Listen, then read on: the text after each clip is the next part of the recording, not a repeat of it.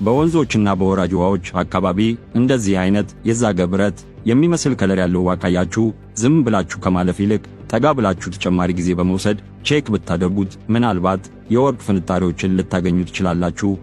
ማድረግ የሚጠበቅባችሁ ነገር በአካባቢያችሁ የሚገኘውን የተለያየ ዕቃ በመጠቀም በዚህ ውሃ ታችኛው ክፍል የሚገኘውን ጭቃ በመዛቅና በውሃ እያጠራችሁ ከታች የሚቀረውን ጠጣር ነገር ቼክ ማድረግ ትችላላችሁ። ምናልባትም ያገኛችሁት ወርቅ ከሆነ በአንድ ሌሊት ሕይወታችሁ ይቀየራል ማለት ነው። ይህ የምትመለከቱት አባት ልጆቹን በዋና ገንዳ ውስጥ እያጫወታቸው የሚታይ ሲሆን በዕድሜ ከፍ ያሉትን ልጆቹን ወደ ውሃው በመወርወር ያጫወታቸዋል። ይህንን ያየችው የመጨረሻ ልጅ ታዲያ ልክ እንደ ሌሎቹ መጫወት እንደምትፈልግ ለአባቷ ታሳውቃለች። አባቷም ለየት ባለና በማይጎዳት መልኩ ሲያጫወታት ይታያል።